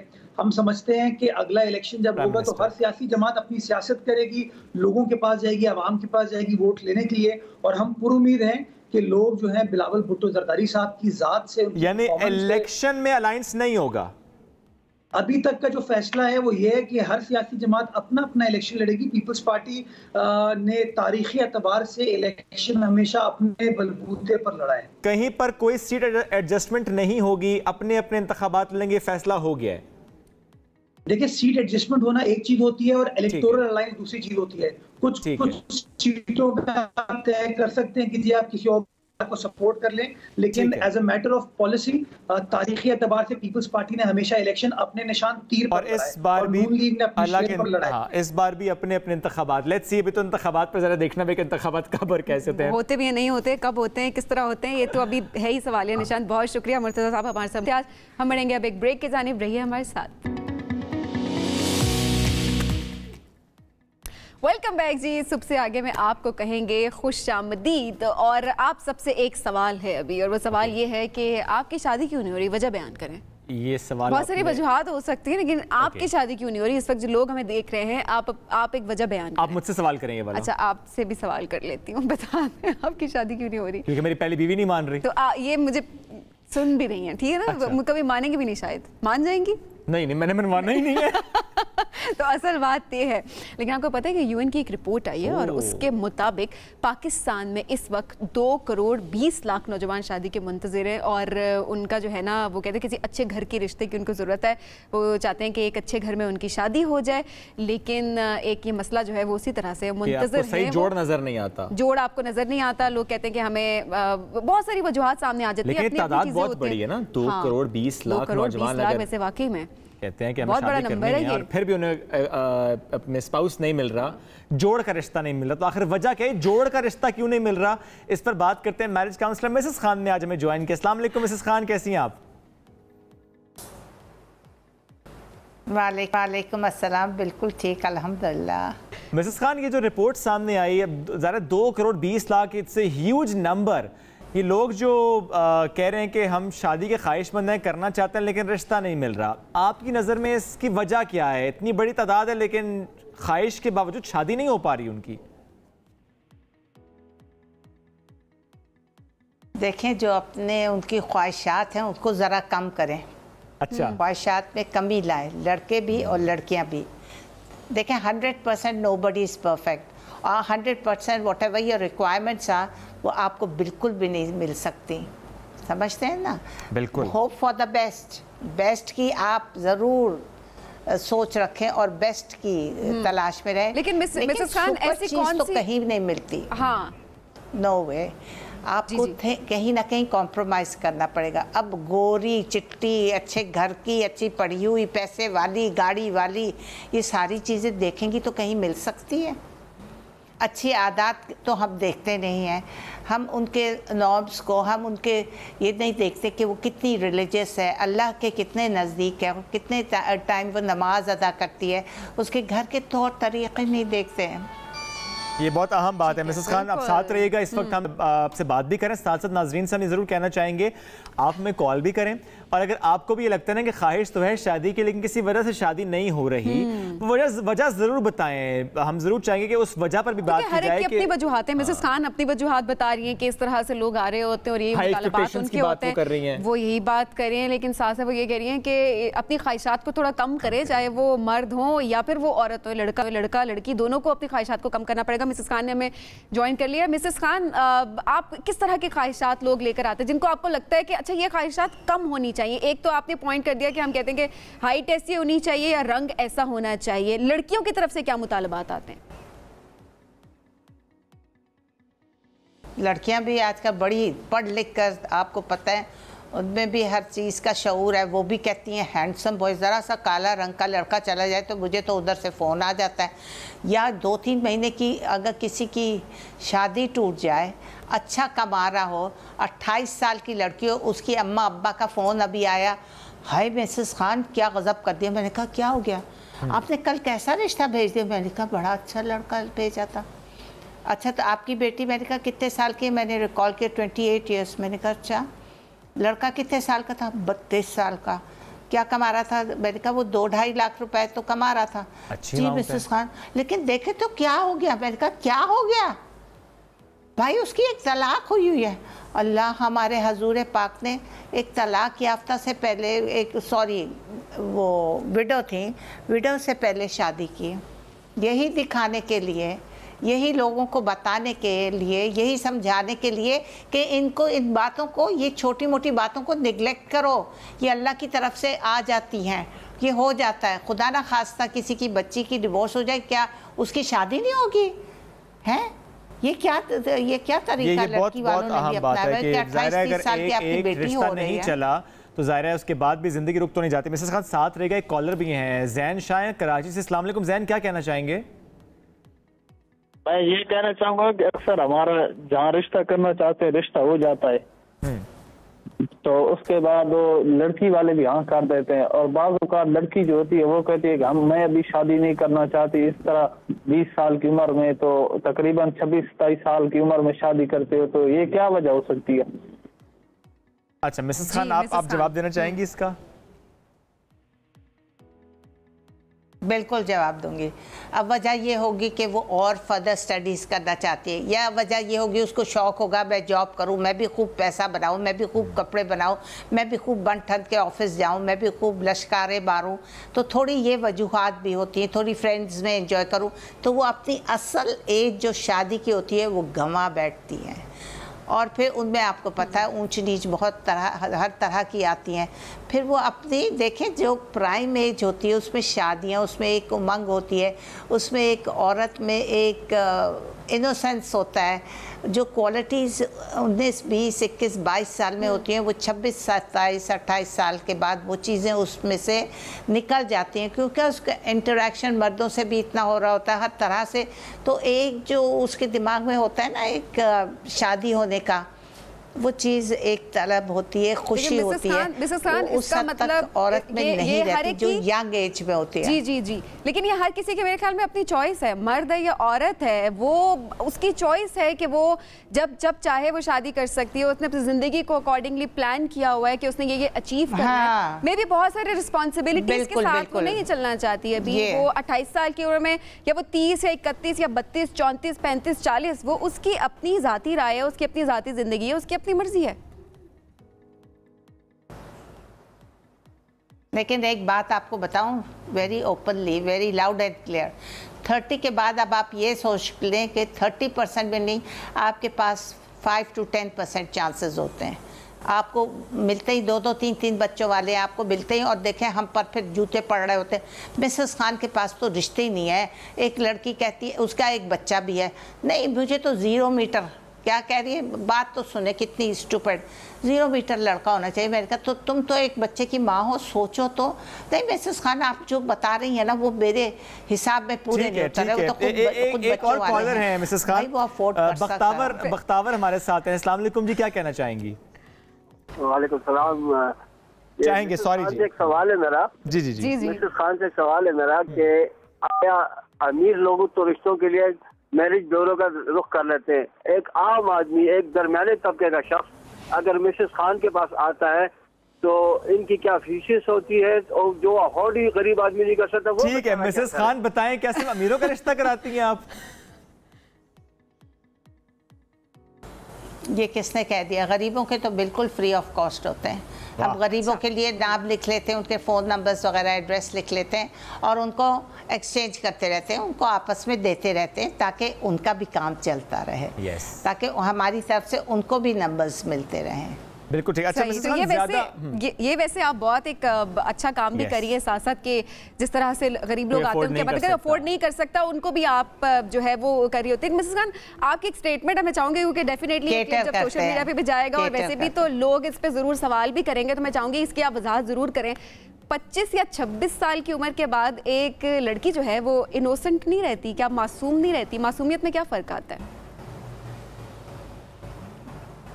नहीं नहीं नहीं, बिल्कुल मासूम रहती है। आप ये मत सोचें लड़कियां मासूम नहीं रहती, लड़कियां तो होती ही मासूम है बेचारी। अब उनके पीछे एलिगेशंस लगा दो, फजूल की बातें लगा दो तो वो दूसरी चीज़ होती है। आपको पता है हमारा माशरा ऐसा किसी को नहीं छोड़ता, हर एक के ऊपर तो उन्होंने क्रिटिसाइज़ करना होता है। अगर ज़्यादा इनोसेंट होगी, बुर्के में रहेगी तो ये तो मौलवन बन गई है। अगर ज़्यादा थोड़ी सी फैशनेबल होगी, ओहो इनका तो नखरा ही देखो, तो औरत को कहीं भी चैन नहीं है, किसी तरह से भी आप उसको एक्सेप्ट नहीं करते। ये तो ये है कि लड़की इनोसेंट ही होती है, लड़की इनोसेंट होती है। मर्द भी बेचारे इनोसेंट ही होते हैं मिसेस खान वैसे। लेकिन कुर्बान हमारे साथ मौजूद हैं। कुर्बान आप कुछ कहना चाहेंगे, पूछना चाहेंगे? जी हाँ, पूछना चाहता हूँ, मैं सवाल करना चाहता हूँ जी जी। कि लड़के के इतना डिमांड होते हैं और सास जो है लड़की को ले जाती है बेटी बना के, तो वो चाहती है कि बेटी बन के रहे, लेकिन सास को भी तो चाहिए ना कि माँ बन के रहे। अच्छा ठीक है, बड़ी प्यारी बात, कमेंट है, लेकिन मैं इस पे थोड़ा सा क्रिटिसाइज करना चाहता हूँ। कैसे? बहू रहे तो क्या मसला, सास रहे तो क्या मसला? ये क्या बात है कि बहू को बेटी बनाना है और सास ने माँ बनना है? वो सास है, अपनायत के पॉइंट ऑफ व्यू से यहाँ पर हमारे यहाँ वही बात है कि अगर जिस तरह से आप अपनी बेटी को प्यार करती है सास, उसी तरह से अपनी बहू को प्यार क्यों नहीं कर सकती? जरूरी है कि बेटी बना के प्यार करना है? उनका सवाल है। दादू से मोहम्मद नासिर साथ मौजूद है। नासिर क्या सवाल करना चाहेंगे? अस्सलाम वालेकुम। वालेकुम सलाम। जी, मुझे मिसेस खान से सवाल ये करना है कि मेरे एक दोस्त सरफराज, उनकी उम्र है 42 साल, उनके लिए रिश्ता चाहिए। थोड़ा सा और भी बता दें, सिर्फ एज बताने से तो रिश्ता नहीं होगा। चलें, इसके लिए मेरे ख्याल में मिसेस खान को दोबारा उनको कांटेक्ट करना पड़ेगा। हाँ, कहाँ रहते हैं, क्या करते हैं? आप एक काम करते हैं, आपको मिसेस खान का नंबर देते हैं, आप मिसेस खान से डायरेक्टली रब्ता करें और फिर आप उनके हवाले से ज़रूर बात कर लें। आई एम श्योर कि मिसेस खान के पास ऑप्शन ज़रूर होंगी। उसके बाद अल्लाह आपके लिए ज़ाहिर है एक अच्छा रास्ता भी निकाले। आप लोगों के ये जो बड़ा प्यारा रिश्ता, खूबसूरत रिश्ता है, इसमें आप मुंसलिक हो जाएँ। मिसेस खान, एक मामला और भी, मौजूदा हालात में जो फाइनेंशियल फैक्टर है, यानी मुआशी मुश्किल हालात जो हम देख रहे हैं, इसमें शादियां ना होना ये कितना कॉमन हो गया है? ऐसे क्यों कह दिया शादियां ना होना? क्यों? आप 40-50 लोगों को उधर से भी गैदरिंग में कहें कि भाई आपके नियर एंड डियर वंस आ जाएं, इस तरफ से भी बहन भाई आ जाएं। क्यों फजूल के लोगों को बुलाते हैं? क्यों इतना लोगों को खाना ठूस देते हैं और इतना बनाते हैं? कल को किसी को याद रहेगा, अरे इतनी डिशेस ये तो, इतनी डिशेस मीठे की तो 3-3 डिशेस, ये तो इतने कोल्ड ड्रिंक्स और वगैरह वगैरह, पेट तो उतना ही है ना। चाहे इसमें 10 किस्म के खाने डाल दो, चाहे इसमें 2 किस्म के खाने डाल दो। तो आप लोग क्यों करते हैं वेस्ट ऑफ मनी, क्यों करते हैं? इतने महंगे जोड़े क्यों बनाते हैं? इतनी शादियाँ क्यों इस तरह करती हैं? इतने अपने ये क्या नाम, जहाँ बैठते हैं व्हाट यू कॉल स्टेजेस पे इतना खर्चा क्यों करते हैं? इतने प्लांट्स वगैरह क्यों लगाए जाते हैं? इतने फूल वगैरह क्यों सजाए जाते हैं? वेडिंग प्लानर्स क्यों बुलाए जाते हैं? आपके पास दिमाग नहीं है? आपको नहीं फूल वूल लगाने आते? You are brainless? Are you brainless? कपड़े आपको डिज़ाइन नहीं करना आता है? इतना टीवी में आप देखती हैं, रिसाले देखती हैं, आप वो शॉपिंग करने जाती हैं, इतने कपड़े देखती हैं, आप अपने खुद डिज़ाइन करें। मेरी बेटी और बहू ने तो खुद डिज़ाइन किया और वो डिज़ाइनर से भी अच्छे कपड़े लग रहे थे। क्या उनको कोई और ब्रेन दिया हुआ है खुदा ने?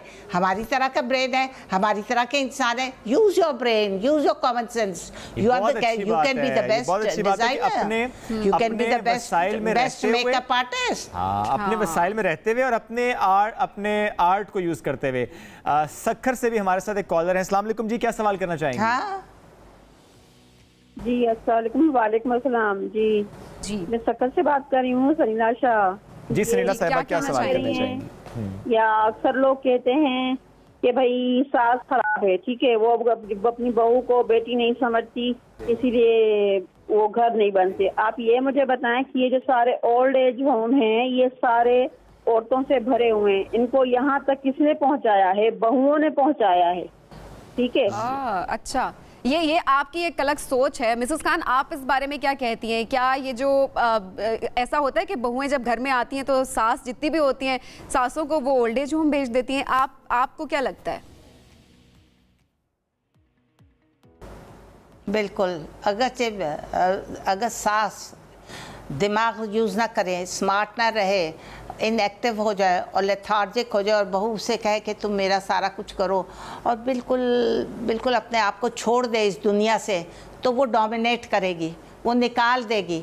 आप ज़रा सा बन ठन के रहें, आप ज़रा उसको अदा घर की अदा के आपको पता चले कि आप काम भी कर सकती हैं, आप सफाई भी कर सकती हैं, आप खाना भी पका सकती हैं। उसको ये बताएं कि मैं जब इतनी बड़ी मैनेजर हूँ, मैं जब मैनेजमेंट करती हूँ, उसके ऊपर आप अपने काम से डोमिनेशन करवाएं कि तुम में भी ये चीज़ें होनी चाहिए, तुम में भी ये क्वालिटीज़ होनी चाहिए। अपने आप को इतना डम ना करो कि वो तुम्हें आके she should throw you out of the house. क्यों अपने आप को क्यों इतना जलील करवाती हैं आप लोग के पास भी जुबान है, अपनी अकड़ से थोड़ा सा रहना सीखो। बिल्कुल भी हम खांसना शुरू कर दें, हम बीमार हैं, लेकिन हम क्यों बताएं हम इतने बीमार हैं? हम थोड़ा सा अपने आप को काबू में रखें। वो जब आप अपने आप को काबू में रखेंगी तो वो भी काबू में रहेंगी। लेकिन देखिए मिसेस खान, ये तो एक बड़ा प्यारा सा रिश्ता है, ये तो बड़े प्यारे प्यारे रिश्ते हैं। इनमें डोमिनेंट होना क्यों जरूरी है? इसमें कंपटीशन क्यों जरूरी है? किसी को नीचा दिखाना, किसी को ऑर्डर देना या किसी को सुपीरियर समझना या इंफीरियर समझना, ये क्यों जरूरी है आपके ख्याल में? प्यार से हम क्यों नहीं रह सकते? हम प्यार की बात क्यों नहीं करते? आप मेरा मकसद ही नहीं समझे। हम प्यार ही से तो अपना काम कर रहे होंगे। हम अपना खाना प्यार से, जब तक हम अपने खाने में प्यार नहीं डालेंगे तो वो खाना मज़े का भी नहीं बन सकता। तो हम प्यार से खाना बना रहे होंगे, हम प्यार से उसको अदाओं से बता रहे होंगे कि बेटा इसमें ज़रा सा आज नमक ज़्यादा था, इसमें ये कर रहे हैं। हाँ, बहुत प्यार से आप उसको ट्रेन कर रही होंगी, आप बता रही होंगी। और ये फर्ज भी है ना बड़ों का कि वो ट्रेन करते हैं। बिकॉज ऑफ माय एज, वो अपने एक्सपीरियंस से, हाँ, मेरी सास ने मुझे ट्रेन किया। मैं बिल्कुल कोरी थी। क्या बात है, मैं बिल्कुल कोरी थी, मेरी सास ने मुझे ट्रेन किया। एक बात और भी, वी हैव लास्ट मिनट। इसमें एज का जो मामला आता है कि जब पूछ रहे कि उम्र कितनी है, चाहे लड़की वाले लड़के से पूछे, चाहे लड़के वाले लड़की से पूछें, एज सुनते ही एक जो एक्सप्रेशन चेंज होता है वो क्यों होता है? जब भी तो कहते हैं इतनी एज मत करो, जब लड़कियां आती हैं 30-32 साल की तो थोड़ी सी मैं चौंकती हूँ। मैंने कहा तुम अच्छी खूबसूरत लड़की हो, पढ़ी लिखी लड़की हो, why so let? Mrs Khan, हमें पसंद नहीं आ रहे थे लड़के, हमारे मेयार के नहीं आ रहे थे। अब क्या मेयार चाहती हो?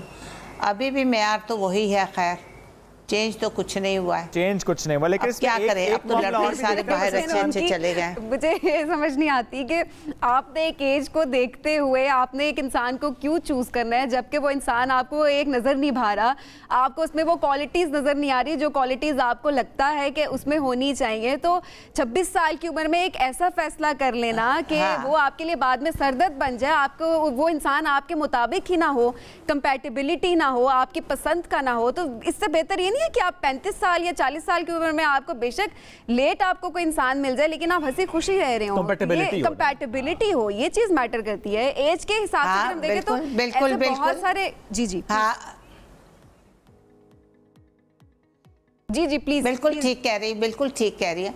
अगर आपकी एज बड़ी हो गई है तो आपको बाज़ दफ़ा बहुत अच्छा बंदा भी मिल जाता है, ये मत कहें कि नहीं मिलता। अल्लाह ताला ने देखे जोड़ रखे हुए हैं, ये मत कहें, बिल्कुल मिल जाता है आपको, बड़ी एज में भी मिल जाता है। उस बंदे ने भी शादी नहीं की होती, लेकिन अगर थोड़ी सी आप कॉम्प्रोमाइजिंग हो। एक मेरी जानने वाली शी इज़ अ डॉक्टर, उसकी बहुत अच्छे बंदे से शादी हुई, लेकिन वो उसने कॉम्प्रोमाइज़ किया। वो बंदे की सेकंड मैरिज थी इस औरत से, लेकिन उसकी बीवी नहीं थी, लेकिन उसने अपनी इस बीवी को बहुत प्यार से रखा, बड़े अच्छे से रखा, और दोनों बहुत खुश हैं। यहाँ पे फिर मैं कहूँगी उस लड़की ने भी कॉम्प्रोमाइज़ किया, उसने देखा कि आदमी पढ़ा लिखा है, ठीक है, फाइनेंशियली भी स्ट्रॉन्ग है, घर बार भी है, सब कुछ भी है, प्यार मोहब्बत भी दे रहा है, तो उसने उसको पकड़ लिया, बहुत अच्छा किया। और उसने देखो 38-39 में शादी की, जिस भी एज में नजर आए तो बस आप उसमें ये फैसला कर लें और दुआ भी करें कि अल्लाह इस रिश्ते में बहुत बरकत डाले। बहुत शुक्रिया मिसेस खान साथ मौजूद थी, हमसे करते एक ब्रेक की तरफ बढ़ेंगे नाज़रीन, ब्रेक से वापस आएंगे, साथ रहिए। खैबर पख्तूनख्वा का सबसे बड़ा अस्पताल लेडी रेडिंग शदीद माली बहरान का शिकार हो गया, जिसकी वजह से मुलाजमीन की तनख्वाहें अदा करना नामुमकिन हो गया। अस्पताल के 5 अरब बकायाजात हुकूमत के जिम्मे हैं। माली बहरान के बायस अद्वियात की खरीदारी बंद कर दी गई है। अस्पताल इंतजामिया ने आलात की खरीदारी भी रोक दी है। एमरजेंसी के अलावा मरीजों के ऑपरेशन भी बंद करने पर गौर किया जा रहा है। यह अहम तरीन अस्पताल है। कैसे हुआ यहाँ तक ये मामला कि शदीद बहरान का शिकार हो गया, इसका जिम्मेदार कौन है, इस पर बात करेंगे। अस्पताल के तर्जुमान मोहम्मद आसिम ने हमें ज्वाइन किया। अस्सलाम वालेकुम आसिम साहब। वालेकुम अस्सलाम जी, thank you so much. Asim Sahab, इतना अहम और इतना बड़ा इस जो अस्पताल है, ये किस तरह से माली बुहरान का शिकार हो गया, इसकी क्या वजूहात सामने आ रही हैं? जी थैंक यू सो मच। थोड़ी सी क्लैरिफिकेशन 2-3 बातों की मैं जल्दी कर लूँ। एक ये है कि कुछ लोग कह रहे हैं कि अस्पताल डिफ़ॉल्ट हो गया। डिफ़ॉल्ट नहीं हुआ। इस वक्त हमारे पास जो अवेलेबल बजट है उससे हम काम चला रहे हैं, मेडिसिन वगैरह की, और जो हैं ऑपरेशनल सर्विसेज हैं वो 100% हम चला रहे हैं, लेकिन बहुत ज़्यादा देर तक नहीं चला सकते। नंबर 1 बात। कब तक चला सकते हैं? दूसरी बात, तनख्वाहें बिल्कुल अहम है, लेकिन उस तकरीबन हमारे पास ज़्यादा से ज़्यादा 1 महीना या 1.5 महीना इस तरह हम चला पाएंगे, क्योंकि डेफिनेटली बड़ा अस्पताल है और ये अस्पताल केपी का सबसे बड़ा है और सबसे बड़ी उम्मीद है केपी के लोगों के लिए जी। क्योंकि पेरिफेरीज में अगर कुछ नहीं है तो लोग लेडरिंग हॉस्पिटल आते हैं, तो लेडरिंग हॉस्पिटल में अगर कोई सर्विस नहीं है तो फिर लोग किधर जाएंगे। सबसे बड़ा सवाल ये है जो हम कर रहे हैं। तो बताता चलूँ कि सर्विसेज इस वक्त हम दे रहे हैं, इमरजेंसी सर्विसेज भी दे रहे हैं। आप बात मुकम्मल करें, साथ साथ प्लीज ऐड भी कीजिएगा कि जिम्मेदार कौन है इसका। इमरजेंसी डेली, ठीक है। असल में गवर्नमेंट, थोड़ा सा मैं बताता चलूँ कि ये इमरजेंसीज़ का हॉस्पिटल है। 3000 इमरजेंसी डेली बेसिस पे LRH में आती है, पूरे केपी से आती हैं। उसको हम रोक नहीं सकते। मतलब गवर्नमेंट ये कह रही है कि हमारे पास बजट नहीं है, मजबूरी है, लेकिन उससे बड़ी मजबूरी LRH की है। वो ये है कि मतलब इमरजेंसी में अगर कोई पेशेंट्स आते हैं उसको हम रिफ्यूज़ नहीं कर सकते। उनको फ्री मेडिसिन भी देंगे, उनको एडमिशन भी देंगे, उनकी सर्जरीज भी करेंगे। तो आप इससे अंदाज़ा लगा लें कि 1 अरब रुपए की हमने इस दफ़ा जो है मेडिसिन की मद में सिर्फ डिमांड की है। तो आप इससे अंदाज़ा लगा लें कि कितने पेशेंट्स यहाँ पे आएंगे। तो गवर्नमेंट की तरफ से ये है कि फ़ंड की कमी है, फ़ंड नहीं है, लेकिन हमारी भी मजबूरी है कि हम पेशेंट्स को रिफ्यूज़ नहीं कर सकते। तो इस वजह से हमने बार बार रिक्वेस्ट की है फाइनेंस डिपार्टमेंट केपी से कि ये फ़ंड जो है तकरीबन 4 अरब रुपए जो हमारे बनते हैं, और ये अप्रूव बजट है, इसमें कोई इजाफी पैसे हम नहीं मांग रहे हैं। ये 2021, 22 और 23 का अप्रूव बजट था, जिसमें 4 अरब रुपए हमारे LRH के वो ऑन बिहाफ ऑफ गवर्नमेंट जो है वो पेंडिंग है, जिसकी रिलीज़ के लिए हम कोशिश कर रहे हैं, रिक्वेस्ट भी कर रहे हैं, और हमारी ऑफिशियल उनके साथ कोऑर्डिनेशन जो है वो फ़िलहाल जारी है, लेकिन उनकी तरफ से फ़िलहाल कोई पॉजिटिव रिस्पांस हमें नज़र नहीं आ रहा। सही।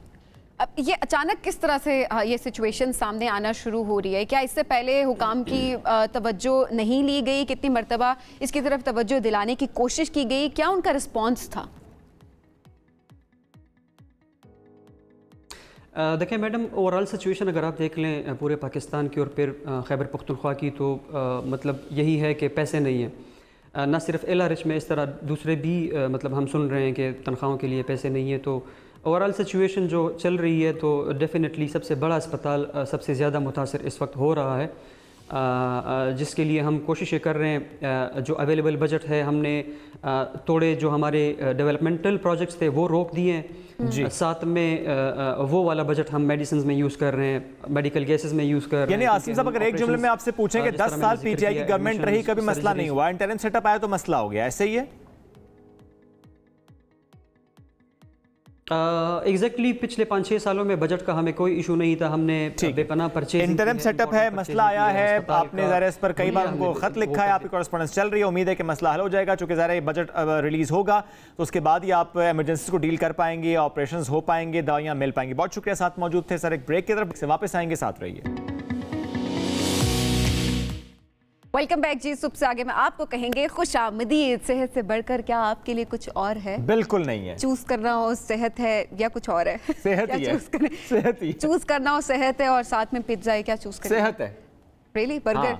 नहीं, कुछ भी रख दें साथ, आप साथ कुछ भी रख दें, आप पैसे रख दें, सेहत के लिए करते पहले दुआ भी है, अल्लाह सेहतमंद रखे। आमीन, सबको सेहतमंद रखे। अपनी डाइट में ऐसी कौन सी चीज़ आप डेली इस्तेमाल करते हैं जिसमें आपको लगता है ग़िज़ाइयत भी है और ये जो मेरी खुराक है ना ये ज़बरदस्त है और ये डॉक्टर भी इसको अप्रूव कर देगी? डॉक्टर का तो नहीं पता, मैंने अपने आटे में फ्लेक्स सीड्स पाउडर ऐड कर दिया। अच्छा, सीड्स का बहुत असर होता है क्योंकि बहुत सारे लोग जो हैं वो नहीं ऐड कर रहे होते इस तरह के सीड्स, क्योंकि उन्हें लगता है कि अच्छा जी नॉर्मल खाना जो हम खा रहे थे वो खा रहे होते हैं, लेकिन हमें ये नहीं पता हो कि जो मुख्तलिफ किस्म के सीड्स हैं उनका इस्तेमाल किस तरह से आपकी सेहत को बेहतर बना सकता है। आज इसी बारे में हम बात करेंगे। हमारे साथ डॉक्टर नौशीन मौजूद है। अस्सलाम वालेकुम। कैसे हैं आप दोनों? हम दोनों बिल्कुल ठीक है। आज वैसे ब्लैक डे है। वेरी गुड मूव, क्योंकि हाँ अप्रूवल आ गया जी।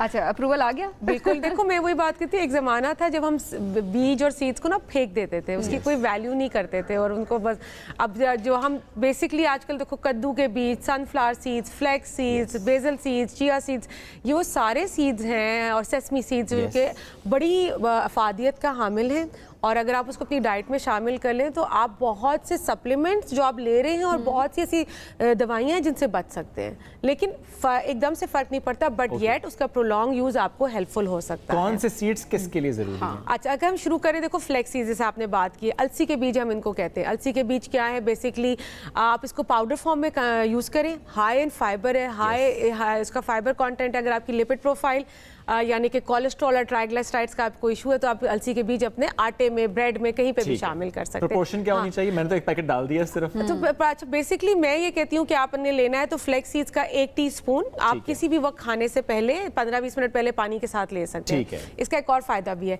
It suppresses your apatite. हाँ, क्योंकि ये भूख कम लगती है। किस तरीके से? जब आपसे खाने से पहले लेंगे और पानी वगैरह लेंगे तो वो फूल जाएगा और जब फूलेगा तो आपको फीलिंग ऑफ फुलनेस आएगी, तो आपका वेट भी लूज होता रहेगा। और ओमेगा 3, ओमेगा 6, ये सारी चीजें जो हैं जिसके लिए आप फिश ऑयल कैप्सूल्स और उन सारी चीजों का जरूरत नहीं रहेगी, उसकी जरूरत नहीं रहेगी।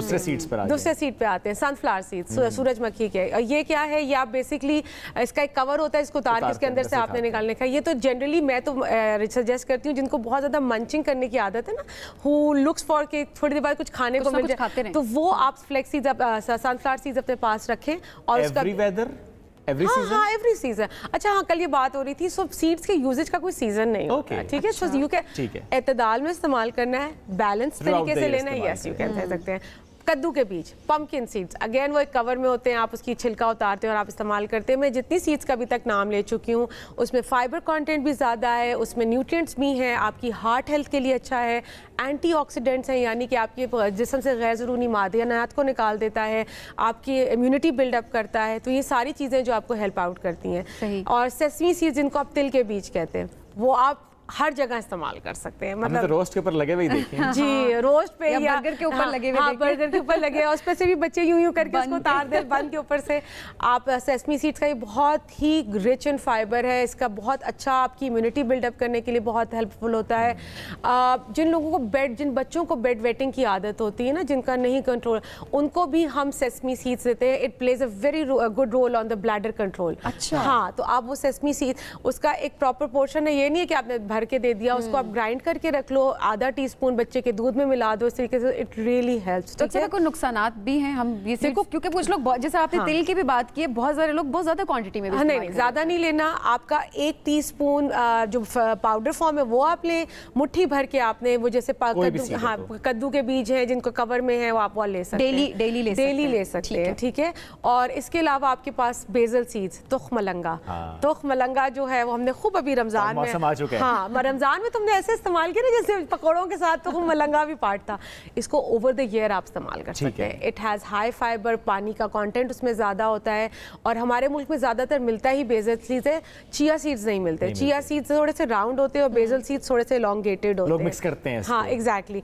तो वो तुख्मे शरबती है, ठीक है, और ये तुख्म मलंगा है। लेकिन इसमें चिया सीड्स बहुत ज्यादा अहम है उनके लिए जो वेट लूज करते हैं, और बेसल सीड्स का भी वही दोनों का, क्योंकि देखो सिर्फ उनका जो है ना कवरेज, जो उनकी साइज है उसमें डिफरेंस है। दोनों में फर्क क्या है फिर उनकी अफादियत में? अफादियत में ज्यादा कोई फर्क फिर तो जो मिल रहा है इस्तेमाल करें, जो सस्ते हैं वो इस्तेमाल करें। हाँ, वो जो मिल रहे हैं चिया सीड्स मुश्किल से मिलते हैं, इसीलिए मैंने कहा बेसल सीड्स जो तुख्म मलंगा आपको मिल जाता है। आपने उसको 15 मिनट पहले पानी में भिगोया, आप उसको अपनी पुडिंग में डाल सकते हो, आप अपनी सैलेड में डाल सकते हो, अपने ड्रिंक में डाल सकते हो। बच्चे जिनको प्रॉब्लम है, जिनको क्रॉनिक कॉन्स्टिपेशन होती है, उनकी आप दूध में मिला के उनको दे सकते हो। इवन बड़े भी क्रॉनिक कॉन्स्टिपेशन के लिए कब्ज की सूरत में आप बेसल सीड्स का इस्तेमाल कर सकते हैं। कोई ऐसे सीड्स जो कि आपकी स्किन को बहुत अच्छा करते हो? So I have mentioned all the seeds. इनमें एंटीऑक्सीडेंट का मतलब ही यही है कि वो आपके जिस्म से गैर जरूरी मादनियात बीज खाएं और खूबसूरती पाएं। Oh yes, why not? And आपने PCOS का नाम सुना होगा, hormonal imbalance in the young girls and females. तो PCOS में भी हम सीड साइक्लिंग करते हैं। उसमें भी हम एक पूरा प्रोग्राम कर सकते हैं। वो बड़ा आपके लिए फ़ायदेमंद है क्योंकि हम मेडिकेशन पे डालते हैं, हम वो through natural means hormonal cycle को हम ठीक कर सकते हैं through seed cycling. I think आगे हम जरूर इसको कवर करेंगे क्योंकि बहुत सारी ऐसी क्यूरीज आ भी रही होती हैं और अभी हम देख रहे हैं बहुत सारी खवातीन हैं, बहुत बच्चियां भी हमारी जो हैं 75% of our female population is suffering from PCOS। So apart from getting on to the oral contraceptives और सारी चीजें, हार्मोनल इम्बैलेंस हम सीड साइक्लिंग से भी, जिसमें अलसी के बीज हैं, कद्दू के बीज हैं, सनफ्लावर सीड्स हैं और हमारे पास सेसमी सीड्स हैं। ठीक है, इस पे तो हम सेगमेंट करेंगे। जाते जाते ये भी बताती चलें, आपने वेट लूज का तो बता दिया कि ये वाली सीड्स जो है वेट लॉस के लिए अच्छे होते हैं, वेट गेन भी करते हैं इनमें से कोई seeds? Not exactly weight gain कोई नहीं कराता, लेकिन यह है कि आपकी जब इम्यूनिटी बिल्डअप होगी, जब आपके हार्ट अच्छा फंक्शन कर रहा होगा, आपके अब जिस्म हेल्दी होगा, तो डेफिनेटली आप वेट गेन करेंगे, आप एक अच्छी बॉडी में रिजाइड करेंगे, आपकी बॉडी अच्छे तरीके से सेहत पकड़ेगी। तो ये चीजें इस तरीके ना वेट लूज ना वेट गेन, वेट मैनेजमेंट के लिए अच्छे हैं। एब्सोल्युटली, बिल्कुल बिल्कुल है, बिल्कुल है। मुझे लगा आप सेहत पकड़ना चाह रहे हैं मेरे ख्याल में। मजीद कितना मैंने मोटा होना है, मुझे वैसे भी कहा जा रहा है कि आपका पेट निकल रहा है। एक सेकंड डॉक्टर रोशनी, ये मोटे पतले इनको सेहत पकड़ने की जरूरत है या नहीं है? हाँ, ये तो जल्दी यस, बहुत बिल्कुल ठीक है, अगले शो में आना। थैंक यू, बहुत शुक्रिया। नाज़रीन, मुलाकात कल करेंगे। अल्लाह हाफिज।